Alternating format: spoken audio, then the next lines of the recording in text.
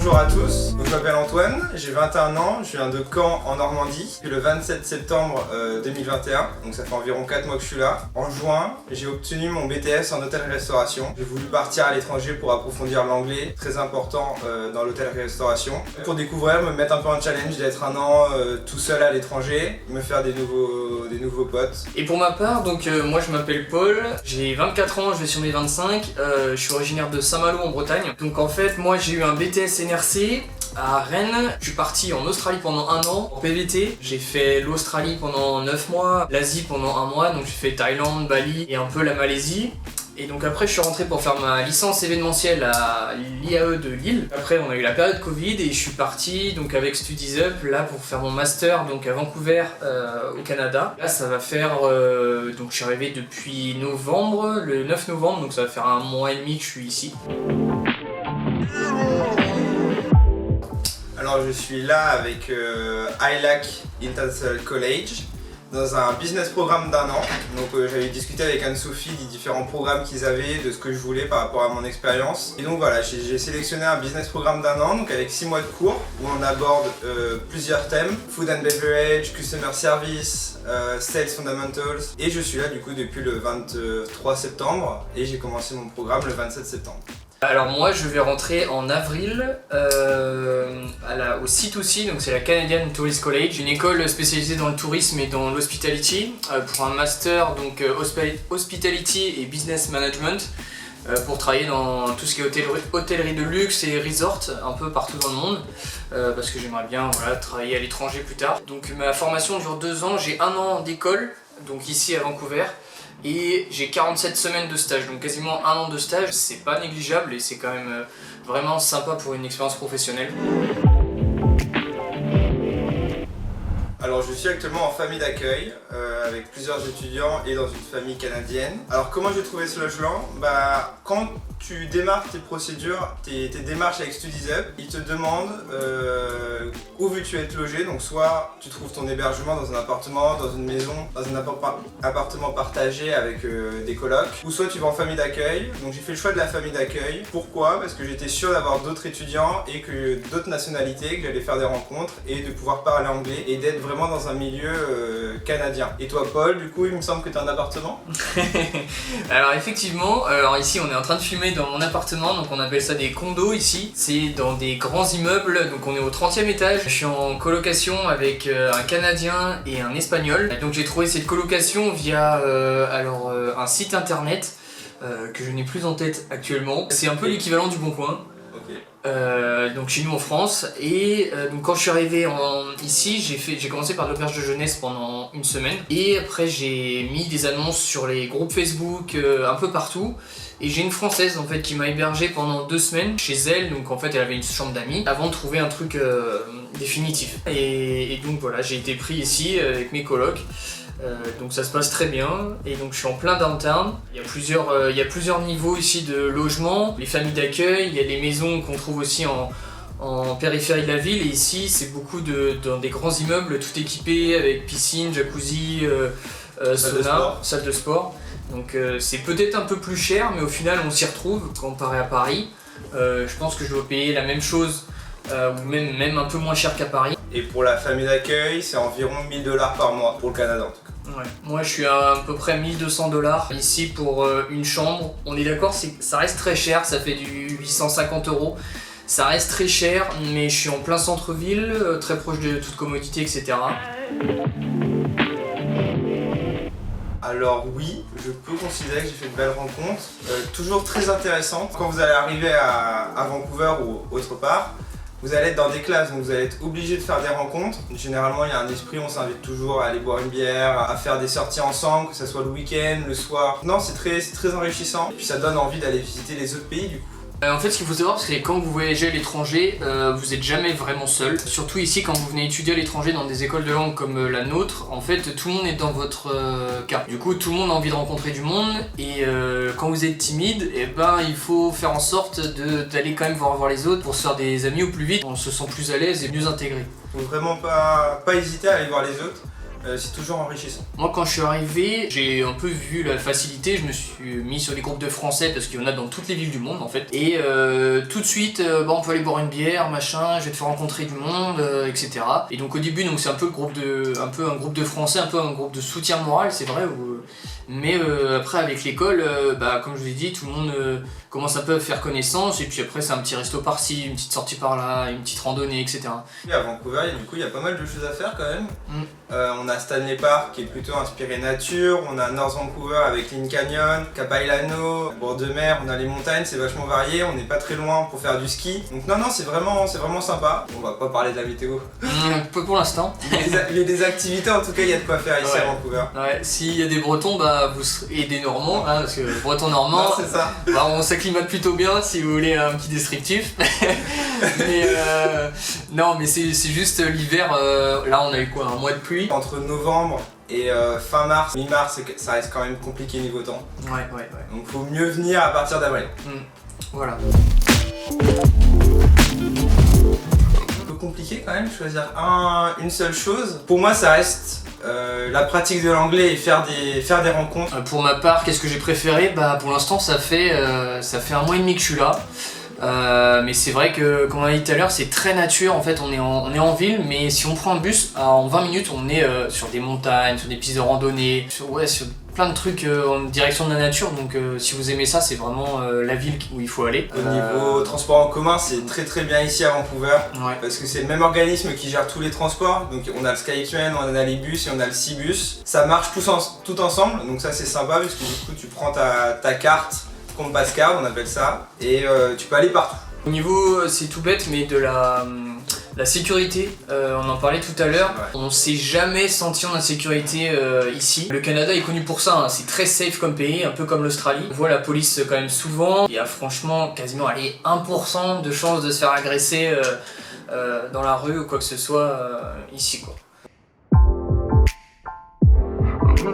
Alors pour ma part, c'était tout ce qui est un peu visa, demande de visa sur un pays étranger, remplir les documents. C'est la première fois que je fais une demande de visa tout seul, donc voilà, pour moi c'était l'obstacle principal. Parce que sinon après tout ce qui est billets d'avion, démarcher avec StudiesUp, c'est vraiment super simple. Moi j'ai pas eu d'obstacle non plus. Peut-être en fait des appréhensions à cause du Covid. Parce que en fait à l'origine de tout je devais partir en Australie. Ils ont rouvert leurs frontières qu'en décembre là, je crois, si c'est tout, c'est pas fait. Comme ça. Et du coup j'ai choisi le Canada. Les démarches se sont faites en 2 semaines, c'était hyper rapide. Et ce qui est bien par contre c'est que les visas étudiants ils sont quand même assez simples à avoir. Mais par contre il faut tous les papiers, il faut autorisation de l'école, il faut vraiment pour montrer dès son arrivée sur le territoire, patte blanche quoi. On s'est tourné vers le Canada, personnellement je regrette pas du tout. Pas du tout non plus. Je vais quand même en Australie dans les années futures. Ouais, pareil. Alors je suis un business programme d'1 an, 6 mois de cours, 6 mois de coop ils appellent ça, donc c'est pas vraiment un stage, c'est vraiment un travail où tu es payé, tu as le choix entre un part-time de 20 heures par semaine ou un 40 heures par semaine, c'est toi qui choisis. Le but étant d'avoir pour un programme de 6 mois, du coup c'est 480 heures. Donc voilà, tu as le choix entre faire 24 semaines à 20 heures ou 12 semaines à 40 heures. Du coup, j'ai 4 termes de 6 semaines. Mon premier terme, ça a été Customer Service et Canadian Workplace. Donc c'est voilà, découvrir le monde du service client. Également, savoir quels sont les tips par rapport au résumé ici, au CV. Il y a 2-3 choses qui changent, par exemple ils aiment pas trop la photo ici. Donc voilà, c'est te mettre dans le bain. Après on aborde des thèmes comme un peu de marketing, food and beverage, human resources. C'est assez varié et c'est des choses qui te serviront principalement toute ta vie. Je suis donc à iLike pour 5 mois, c'est pour améliorer mon niveau d'anglais. Parce qu'en fait si vous voulez venir ici, vous devez passer un test d'anglais qui s'appelle l'IELTS, qui est au-dessus du TOEIC et du TOEFL. Donc on va pas vous cacher qu'il faut travailler un petit peu l'anglais, mais vous pouvez vous aider sur YouTube, sur internet, il y a quand même beaucoup de cours gratuits. C'est un test donc qui est obligatoire pour entrer, parce que si vous pouvez pas suivre les cours, ça sert à rien de venir. Tu as les programmes de cours en anglais et tu as les passerelles de... C'est combien de toi du coup ? tes cours d'anglais c'est pendant C'est pendant 5 mois. 5 mois et puis après tu suis ton cursus que tu veux faire à Vancouver ou ailleurs. Si on a un conseil, je pense, moi c'est ce que je dirais, si vous avez 6 mois à tuer ou si par exemple vous n'avez pas été pris dans une école, vous êtes en niveau BTS ou licence, vraiment le conseil c'est de partir, du moins si c'est votre intérêt, c'est de bouger, de voyager. Comme ça vous continuez vos études et puis vous progressez en anglais et puis vous rencontrez du monde, c'est enrichissant à 100%. Et il faut savoir un petit peu se faire peur, mais au final moi je sais qu'en Australie c'était la meilleure année de ma vie, là ça va peut-être être la deuxième année, la meilleure année de ma vie. Donc voilà, il faut se faire un petit peu peur et faut pas hésiter. Faut pas hésiter. J'ai pas encore commencé mon master, mais je sais que déjà dans les cours où je suis actuellement, le professeur est vraiment très disponible par mail ou si on a des questions ou quoi que ce soit, ils sont très patients, très à l'écoute.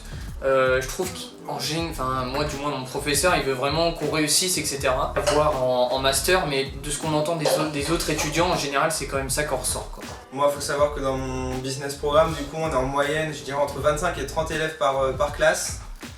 Toujours bienveillant, on travaille pas mal en groupe, c'est ce qui est intéressant. Et sinon en termes d'horaire, moi je fais 3h, 6h de l'après-midi, donc ce qui me laisse le temps pour avoir un boulot le matin. Et je travaille actuellement dans un restaurant de breakfast le matin. Donc voilà, il y a vraiment plein d'opportunités, tu vas forcément trouver ta formule qui te correspond pour tes besoins. Pour mes cours, c'est 8h30, 13h. Ça laisse largement le temps au début quand on arrive peut-être de visiter un petit peu, etc., de se familiariser avec la ville. Et après quand on est posé de trouver un travail. Donc moi je suis en train de postuler actuellement, donc j'aimerais bien travailler un travail comme toi. En restauration, etc. Il faut savoir qu'ici ça paye quand même très bien. Les tips sont obligatoires, donc les pourboires. Donc en général, le minimum c'est 15% de la note, donc ça peut vite monter et c'est vrai qu'on peut facilement payer notre loyer, payer nos dépenses à côté. Donc de toute manière, ici on peut pas, on est quasiment obligé de travailler. Oui, non, c'est quasiment. C'est quasiment obligatoire pour avoir une vie correcte et profiter si tu as envie d'aller boire une bière ou faire un resto. Le maître mot c'est profiter ici. Ouais, c'est ça. Qu'est-ce que ça m'a apporté? Une ouverture d'esprit je dirais. Au-delà de l'anglais, connaître des nouvelles personnes, des nouvelles cultures, une manière de vivre un peu différente. Moi pour ma part, sachant que j'avais déjà fait un voyage avant, ça m'a apporté, on se découvre soi-même en fait, parce qu'on se dit mais en fait ça fait vraiment peur de partir loin. Moi je suis parti tout seul en Australie, au final on se rend compte qu'il y a des centaines de jeunes qui partent comme ça tout seuls et qui en reviennent, mais je pense que certains parents le diront et ils en reviendront avec le sourire jusqu'aux oreilles, ils ont j'ai envie de repartir. On se découvre et puis comme tu as dit, une ouverture d'esprit et puis on progresse en langue. Si on fait tout pour s'intégrer, il n'y a aucun point noir, je pense, il n'y a aucun problème durant l'année à suivre quoi. Si on met tout en œuvre pour y arriver, c'est un peu comme pour tout, hein, mais je vois pas ce qui pourrait gâcher l'année quoi. Je retiendrai quoi quand même de ce pays? Une expérience où ouais j'ai grandi, je suis qu'à la moitié mais je suis sûr que j'en sortirai grandi avec peut-être des opportunités. On parle de la météo? La météo, ouais. Enfin on n'a pas vu l'été, mais Non, c'est vrai que je suis arrivé moi pour ma part fin septembre, j'ai eu 2 semaines de très très beau et puis après on a commencé à rentrer dans la saison un peu plus compliquée. Pour finir sur cette question-là, oui je recommande ce pays. Vancouver c'est une grande ville mais qui reste à taille humaine, les gens sont super sympas. Moi plusieurs fois des gens sont venus me parler comme ça pour discuter un peu de la pluie et du beau temps, mais en réaction de français c'est mais qu'est-ce qu'il me veut lui? Et en fait non, c'est juste on vient discuter, bon, évidemment tout le monde ne fait pas ça, mais des fois dans les parcs, dans les forêts, ils vont vous parler du hockey qu'ils font sur la glace pendant l'hiver, des choses comme ça. Du coup c'est hyper intéressant et voilà, c'est juste histoire de discuter, voilà, et puis on discute 10 minutes puis après chacun s'en va. Enfin, les gens sont vraiment ouverts et très gentils. Je dirais fonce. Ouais. Je dirais mets-toi peut-être un petit peu en danger parce que c'est toujours se mettre en danger de partir. Alors forcément t'es pas obligé de partir 1 an, hein, ça peut être que 4-5 mois. Ou 1 mois, mais n'hésite pas, t'en sortiras grandi, tu vas te faire des connaissances, tu vas ouvrir ton esprit, pars, dans un autre pays avec une part d'hésitation, oui, avec une part dont on ne sait pas ce qui va nous arriver, où on va être mis, est-ce qu'on va s'adapter, il y a toujours des questions, je me suis posé ces questions-là dans l'avion. C'est toujours un peu se mettre en danger, mais passe au-dessus de ça et fonce. Je sais que sur le site de StudiesUp, si vous regardez un petit peu, il y a énormément de destinations, quasiment sur tous les continents du monde. Et si par exemple vous avez peur de partir de trop loin de chez vos parents, de votre copine, de votre copain, je sais pas, et vous pouvez, il y a Dublin, il y a l'Angleterre, il y a l'Espagne, et des choses comme ça. Si vous aimez la culture asiatique, voilà, il y a des destinations comme Hong Kong ou des choses comme ça qui sont possibles, donc vraiment vous pouvez partir partout dans le monde.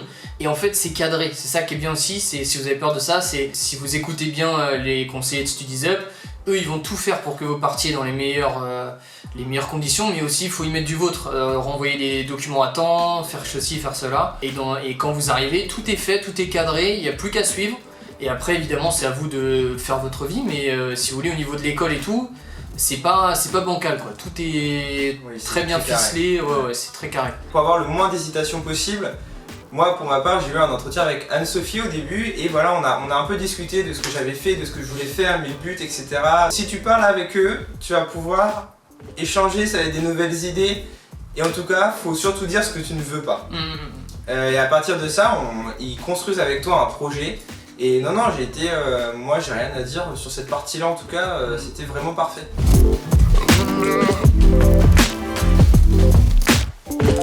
Pour ma part, oui, c'est la 4e fois que je pars tout seul. J'étais parti 2 fois en Angleterre et 1 fois en voyage scolaire aux États-Unis. Et t'as envie d'en voir plus. Et puis après, je pense que pour moi, tu rencontres des gens d'autres pays, donc t'as envie de, quand ils te racontent, quand tu vois leurs photos, t'as envie d'aller découvrir ces pays-là. En plus, on travaille dans un secteur d'activité où on peut travailler partout si on maîtrise l'anglais. En plus, on a des bases d'espagnol, un peu de japonais, tu peux être le profil parfait. Donc non, en plus, nous, on a cette chance de pouvoir travailler partout dans le monde. Ce qui est vrai. Oui, c'est vrai. Et je pensais aux bases de japonais. Oui, voilà, il faut travailler. Mais oui, non, je confirme que si ton voyage se passe bien, t'as envie de découvrir d'autres pays. Ma liste commence à s'allonger. Ouais, c'est vrai. C'est vrai que, en fait, il faut faire ça tant qu'on est jeune. Enfin, c'est ma pensée à moi. Mais j'ai rencontré beaucoup de personnes quand j'étais en Australie qui avaient 28-29 ans et qui se disaient en fait on a travaillé, on a eu notre BTS, notre master à 21-22 ans et on a commencé direct à travailler et à 26-27 ans on se dit mais en fait qu'est-ce qu'on fait, on est en train de payer notre loyer pour vivre quoi, mais on n'a rien vu du monde en fait. Et donc ils partent à ce moment-là mais ils nous disent c'est trop tard. Et moi quand je suis parti j'avais 21 ans, ils m'ont dit mais t'as trop de chance, t'es super jeune. Donc il faut le faire en fait tant qu'on est jeune. Après ça vous plaît pas, si vous avez trop peur, vous rentrez en France, c'est pas grave, mais au moins vous dites je l'aurais fait. Et si tu le fais pas, tu sauras pas. Ouais voilà exactement. Il faut se lancer, il faut se faire peur comme on a dit, mais en général, allez 90% des gens vous diront que c'était génial, la meilleure année de leur vie ou quoi que ce soit quoi. Moi je connais personne qui est rentré déçu d'un voyage. Ouais. T'apprends tellement de choses, t'es tellement épanoui. Alors oui, je connais certaines personnes, par exemple avec la famille d'accueil, ça a pas matché. Ils appellent StudiesUp, ils appellent iLac, et il règle ça. Il y a toujours une solution. Faut vraiment en parler. Faut pas rester dans ton coin. Si quelque chose se passe mal, t'en parles. Faut trouver une solution. Et il y a toujours personne qui pourra t'écouter. On va se transformer en psychologue. Ouais. On va peut-être faire concurrence à StudiesUp. Mais non, c'est super sympa de voyager. En plus, si tu as eu la chance de voyager un peu avec tes parents ou avec des amis, tu sais de quoi on parle. Et faut vraiment voyager. Surtout dans notre monde actuel. Ouais, surtout comme on dit avant qu'il sera trop tard, mais voilà, quand ce sera peut-être un peu plus compliqué de voyager à l'avenir, donc tant que c'est possible, il faut le faire. Même s'il y a le Covid, au final on se rend compte qu'on peut partir un peu à droite à gauche, donc il faut se renseigner, mais ouais, c'est vraiment une expérience de folie à voyager, qu'importe la destination. Voilà, il faut... Ouais. Après, il faut pas partir en mode je verrai bien tout sur place quoi. Il faut quand même une vraie organisation de base. Et faut être quand même serein faut avoir la tête sur les épaules quoi. Faut pas partir en mode Oh, je verrais bien quoi. Donc, C'est pour ça que tu disais là. aussi. Tu confirmes que voyager te donne envie d'encore plus voyager? La réponse est oui, Ouais, en ouais. majuscule. Exactement. Alors je vais commencer par la visite. Pour moi c'était Capailano Bridge. Avec les décorations de Noël, c'est super sympa. Bon, le tarif étudiant est de 42 $, mais c'est... faut en parler quand même. Ah, il faut en parler. Mon plat, j'ai testé la poutine, évidemment. Ça restera pas un coup de cœur, mais c'est le plat quand même emblématique du Canada. Ouais. Et pour un bar, ça s'appelle Chit Chat Burger, c'est sur Granville Street. Et c'est un bar, restaurant où ils font des burgers et l'ambiance est super sympa, je sais pas si t'as déjà été. Non, mais je connais quelqu'un qui travaille, je crois. Ouais, ici, il y a un truc qu'ils font pas mal, c'est les pâtes aux crevettes. C'est pas mal, c'est bon, c'est très bon. La poutine, j'en ai mangé, mais elle est meilleure à Montréal apparemment. Mais voilà, apparemment. Faudra y aller. Il faudra y aller. Pour les bars, il y a un bar qui s'appelle le Combi Bar. Je sais pas si t'es déjà allé. J'y ai déjà été, ouais. C'est super sympa. C'est un peu le repère des étudiants étrangers. Je savais pas ça. Ouais, il y a des drapeaux un peu partout de toutes les nationalités. C'est vrai, il y a les drapeaux. Ouais, et c'est pas très cher aussi, c'est ça qui est bien. On parle de visite, j'ai été sur l'île de Vancouver, donc on pourrait croire que c'est une petite île style la Corse, mais non, c'est aussi grand que la France. En fait, c'est gigantesque. Enfin, ici, c'est un pays qui est gigantesque, donc dès qu'on veut aller quelque part, c'est un peu loin, mais c'est magnifique en fait. C'est connu pour le surf, etc. La nature, c'est vraiment incroyable.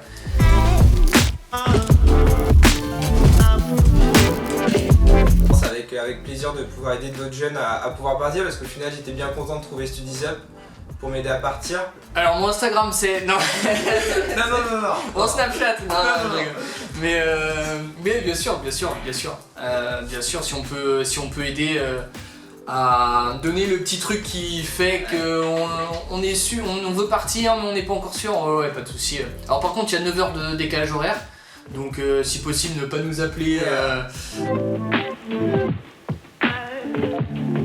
Alors, pour ma part, je vais raconter un peu comment je suis parti. Je pense que c'est important pour comprendre comment StudiesUp m'a aidé. Donc après mon BTS en restauration et hôtellerie, je voulais changer d'air. En plus avec le Covid, on était un peu enfermés, je voulais vraiment pouvoir partir. Donc je planifiais d'aller à Dublin. Avant ça, j'ai quand même contacté StudiesUp pour parler de mon projet et on a commencé à parler en termes de date, de pays, de ce que je voulais faire, et la première option était Dublin. J'ai rediscuté avec Anne-Sophie parce que c'est elle qui m'a suivi pour mon projet, et du coup on s'est tourné vers le Canada et on a trouvé ILAC. Ils ont plein de programmes pour au Canada, ils ont 2 centres, Vancouver et Toronto, et voilà, donc j'ai dit ce programme là, donc business programme à Vancouver en famille d'accueil, et puis à partir de là, voilà, il y a eu les démarches avec ILAC, les tests d'anglais pour savoir dans quel niveau j'allais me situer. Puis voilà, il y a des services, par exemple, pour t'aider, il y a le service de pick-up.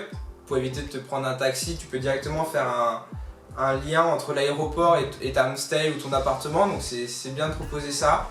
Et non, je te disais, tu m'as accompagné, là j'ai eu un problème par rapport à mon école et à mon cursus en novembre. Bah voilà, j'ai eu un échange avec Anne-Sophie. Non, pour moi, ils ont un bon service. Très bon service, ouais.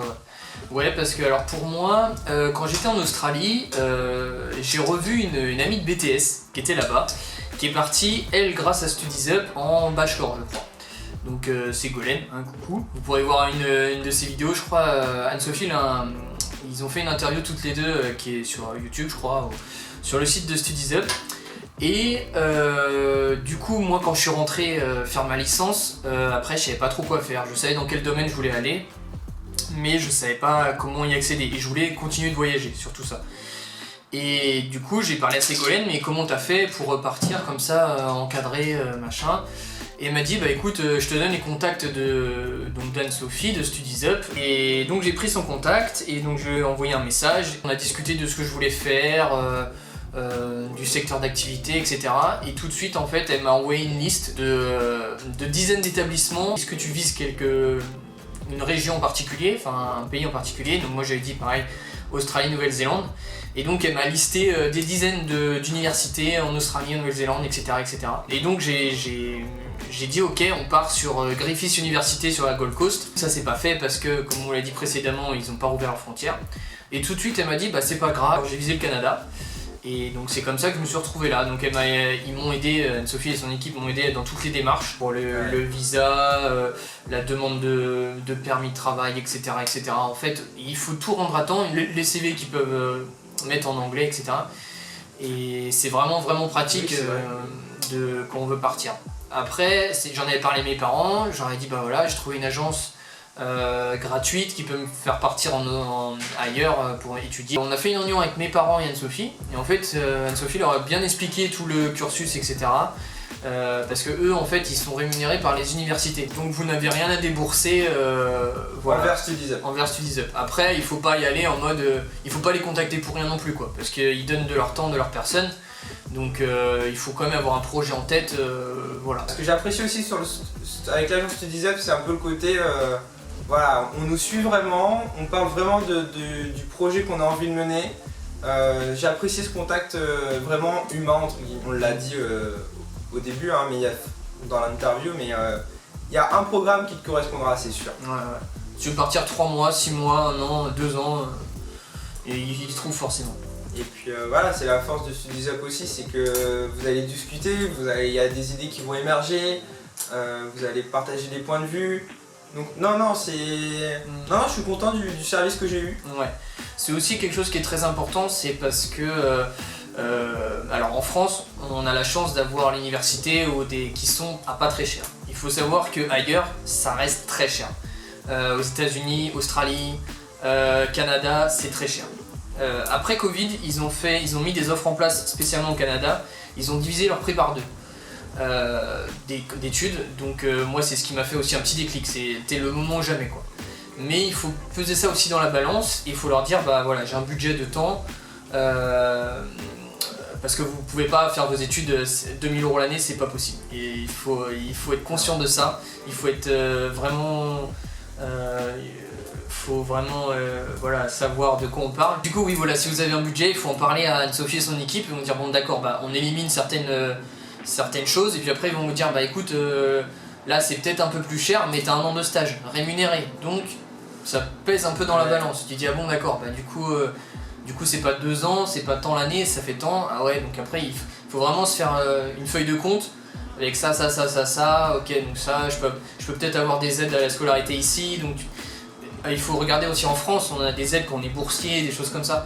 Et on peut gratter peut-être un peu par-ci par-là. Et je sais que du coup il faut une assurance pour venir ici. Je sais pas si tu l'as prise, mais moi je l'ai pris, et grâce à Studies Up j'ai eu un pourcentage de réduction vu leur partenariat. Il faut faire un budget de départ, et après d'accord, il faut que je travaille sur place, ou il faut que voilà. Il y a plein de manières de choses différentes pour partir, mais voilà, il faut être conscient de ça. Je pense qu'on a fait, moi non plus, je pense qu'on a fait le tour. Ouais. N'hésitez pas à contacter Anne-Sophie si vous avez des questions, nous contacter si... Elle vous donnera nos contacts. Ce sera avec grand plaisir, vraiment. On espère vous avoir intéressé, un minimum. Vous avoir donné envie d'aller à l'étranger, pas forcément au Canada, mais voilà, on a parlé du Canada parce qu'on y est, mais... Non, si votre rêve c'est d'aller à Tokyo, Studies Up aura une solution. Je pense, ouais. Non, c'est vrai, il a raison. Peu importe le pays, si vous avez envie d'y aller, il faut y aller maintenant, c'est le moment d'y aller. C'est ça, foncez. Et voilà, donc on espère vous avoir intéressé, et que voilà. Bonne journée. Et puis... bonne soirée. Et puis surtout, voyagez, et puis à bientôt.